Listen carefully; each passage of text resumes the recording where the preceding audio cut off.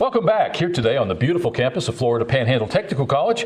Here today talking to Greg Hutching, who is the director of the Public Safety Program here. Under that umbrella of public safety, as we'll discuss with Greg, we have corrections, law enforcement, Fire One, EMT, a whole range of public safety type programming.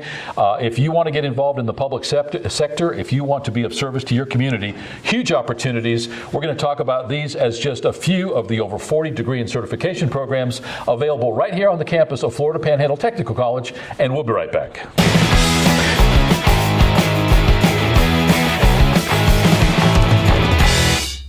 Welcome back. As mentioned, our guest today is Greg Hutching. Greg, you wear a big hat. You're the director of the public safety programs here. First of all, thanks for taking the time today. Well, thanks for having me, Paul. I appreciate you taking the time to meet with me. We've been trying to get you over here for a while. You guys are busy. Yes, you guys have a lot going on. You've always got classes going on, some evening, some day. You probably have the single largest department here on campus, and we'll talk about that in a minute. Tell us first, what is the public safety umbrella of programs and what's included in that? Sure, Paul. The public safety programs include law enforcement, corrections, crossover from law enforcement to corrections, crossover from corrections to law enforcement, firefighter, EMT, and a whole slew of advanced and training as it relates to the public safety part of the program training. We also have something new that we're fixing to be a part of, which you're aware of, and Brandon Stevenson, our coordinator, is going to speak about that in a little bit, but the unmanned vehicle program is going to be under the public safety umbrella as well. So we're really excited to have that join our team. Yeah, commonly referred to as drones. Yes, sir. Lots of misinformation, lots of non-information, lots of misconceptions and myths. FAA obviously involved to a great extent.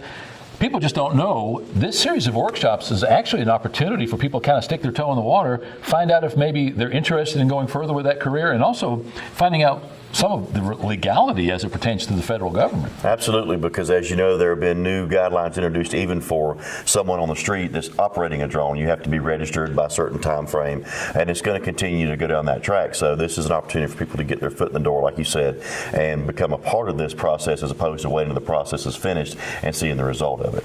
Yeah, and in specific, although we will talk about those specifics with Brandon, when it comes to the UVS or unmanned vehicle systems, otherwise drones, we're talking about their applications in agriculture, in transportation, in engineering, in surveying, even search and rescue as we go further. Huge opportunities for cost savings in a small department or a department with a small budget. I'm excited about that. I know that you are too. Just to hear you talk about it, I'm looking forward to hearing from Brandon.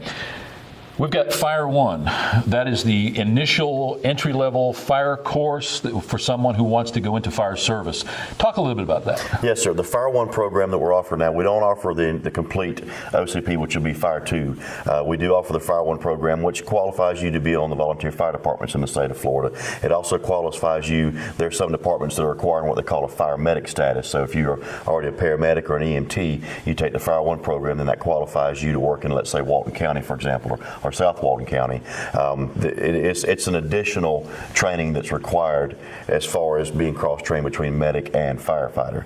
We've been offering that program. We created that program here. It's probably been 7 or 8 years ago now. It's very successful. We do all the training for the Washington County Fire Departments. We're their sole provider of training, and that's pretty much who we pattern our training around. However, we are looking at expanding that program. We've tried in the past for various reasons. It hasn't quite come to fruition as far as the Fire 2 program, but we are actively right now in the process of trying to get that established so we can offer the Fire 2 program here as well. Have you got a Fire One program starting soon, or is there one in progress right now? No, sir. We've had one complete recently. What we normally do is it's on an as-needed basis because our biggest customer is Washington County. We kind of go by the needs. When their departments hire people, they send them to us. So it's kind of when they get the people together, they call us, and then we open an advertisement for anyone else that's interested in doing it. We're averaging right now, I would say 1, maybe 2 a year, but normally we do 1 Fire Academy a year. EMT, Danny Page, local guy. A lot of people know Danny. Has been a long time paramedic, currently working in Bay Medical Center, if I'm not mistaken. Yes, sir. He has come on board as your instructor for EMT classes. Talk a little bit about that program. Sure. Well, we brought Danny in. We have to have what's called an EMT program director, and that is Danny's title. You have to have certain specifications that I or none of our staff have here on the campus. So we're very fortunate to have someone that can work from an external partner that can come in. And this is not, I wouldn't call it a part-time job because it takes up a lot of his time, but he is full-time with the Bay County Fire Rescue or Panama City Fire Rescue or ambulance service, as well as dedicating his time to us here. So he oversees that, the medical side of that program. Excellent instructor, excellent personality. He's brought on some really good people to work with him. So we're excited to see that program expand and grow. Now that's getting ready to crank up just shortly here. March 15th, yes, sir. And there are openings in that class. That is correct. We do have openings in that class. It's one of those programs. What excites me about the public safety programs, Paul, is you're never going to get rich in this public safety line of work. That's exciting? What's exciting about it is that if it's a calling, and you have to believe in what you're doing, and it's a decent salary. It's a decent living. It's an honest living.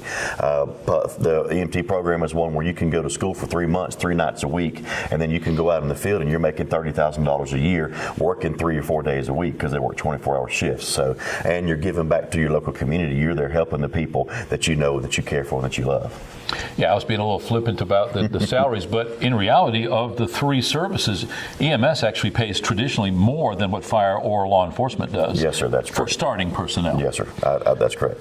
So again, want to underscore the fact that that class will be starting soon, and there are openings in that class. You can go to the website, fptc.edu, or stop by Student Services right here on Hoyt Street. Will they also be able to go by your office at the public safety? Absolutely, we encourage that because we try to streamline the process because Student Services has to deal with the entire campus. You know, we have Stacy Webb as our secretary, our administrative assistant. She's excellent with the paperwork, and what she can do is she can help streamline the process so you don't get tied up in little unnecessary red tape, have to come back and get this or go get that. You can sit down with you on one time and say this, that, and the other, and she can make your transition into the other areas of this campus a lot easier. Well, then forgive me for that. I misspoke. What you want to do is you want to go to the public safety. Anywhere on campus, ask them where Greg and Brandon and Joe hang out, where public safety is. You'll be able to find that.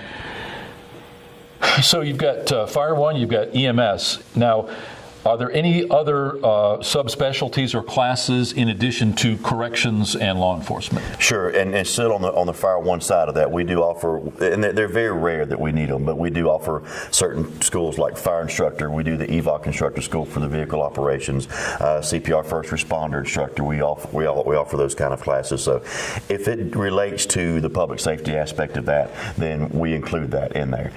They are, like I said, they're short courses. They're what they call continuing education courses. They're not job preparatory courses. So anytime that there's any type of credits that's needed for someone in the service that's currently in the field as an EMT or firefighter, they need to come at least call us and see what we got available because we can help them keep their credits maintained. Yeah, and that's a huge component. If you need CEUs, continuing education units in one of those fields, great opportunity right here at home to be able to satisfy those requirements. Yes, sir. Not too long ago, and I guess in the scheme of things, it's been 2 or 3 years, joined you in a class over at the football stadium. You were doing EVOC training. We actually put some cameras in the car, had some fun. Do you recall that? Yes, sir. That time? Yes, sir. If you've not been a part of an EVOC course, depending on what they're using, I've taken them now where they've used fire trucks, where they've used law enforcement vehicles, and also ambulances. When I worked at EMS a lot of years ago, another lifetime ago, actually had to do that course in a big top-heavy ambulance, and it gets pretty interesting. It's different, absolutely. The weight distribution, everything's different about that one. Yeah. Well, thanks for taking the time today. I know it's kind of a whirlwind here. We're just getting an overview of public safety. Is there anything that we may have missed, anything that we overlooked, anything else that bears mentioning? Yes. The only other thing I would say is that with our law enforcement academies, I want to stress the biggest thing, we do crossover from corrections to law enforcement. That's a big one for us. In other words, if you've taken your corrections training, let's say you went through the Vernon Academy or a Department of Corrections internal academy, and you're interested in doing more street law enforcement, you can take a lot of what you took in the original academy and apply it towards your law enforcement certification, which cuts down on the number of hours the academy is. When you take that academy class with us, the crossover class, we work with you as far as your schedule. We know that the prisons are on 12-hour shifts, so there is an issue with getting to class in time. A lot of times, a lot of classes in area schools, start class at 5:30. We work with our students that have to work. That's what we're here for, is to try to figure out ways to make it accessible for them. Same thing for a crossover from law enforcement into corrections, because corrections is a big field right now. now. We also offer, Paul, some continuing education for law enforcement and correctional officers. We do a lot of that.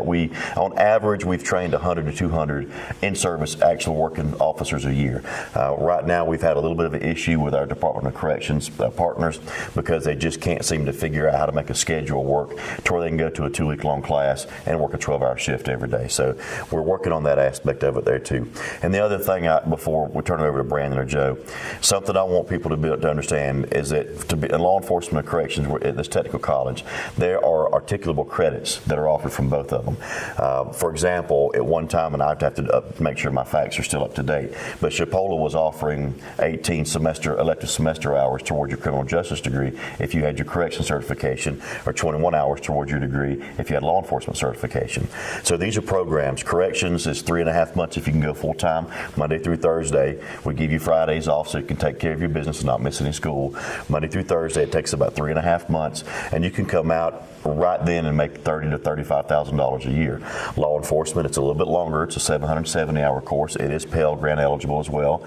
There are financial options available for corrections. Unfortunately, Pell Grant's not one of them, but we do have some partners with the one-stop and different funding options that really help us out with that. So with the funding opportunities that are available, the college credits that are available, their opportunities are here for our local people to get this training and do the kind of thing that they can give back, love what they do, and enjoy what they do and make a decent living at it. Yeah, I just recently heard the statistic that the United States makes up only 5% of the world's population, but we account for 25% of those incarcerated. So definitely corrections, incarceration in general, a huge growth industry. Yes, sir. Northwest Florida seems to be the recipient of many of those facilities. Again, as you point out, corrections, huge opportunity for minimal investment of time to Absolutely. be certified to work and in a well-paid job. Huge attrition rate, though. Saw a TV show just recently how many people don't make it past their first week in corrections. It's definitely a different world. You have to be suited for it. Thankfully, we have those people that through attrition make it. But congratulations on all of your programs, specifically those law enforcement and corrections, which obviously allow people to give back to the community. Yes, sir. So often we see people attracted to the lights and siren field because of the adrenaline. Those people generally get weeded out pretty quickly. They'll either go into the field and wash out fairly quickly or just get tired of it because it's work.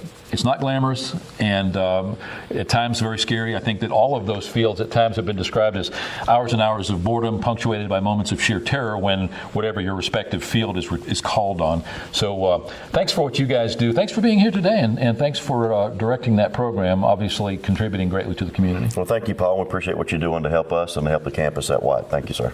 Talking right now to Greg Hutching, who's the Director of Public Safety Programs here on the campus of Florida Panhandle Technical College. Just a few of the over 40 degree and certification programs offered right here in downtown Chipley.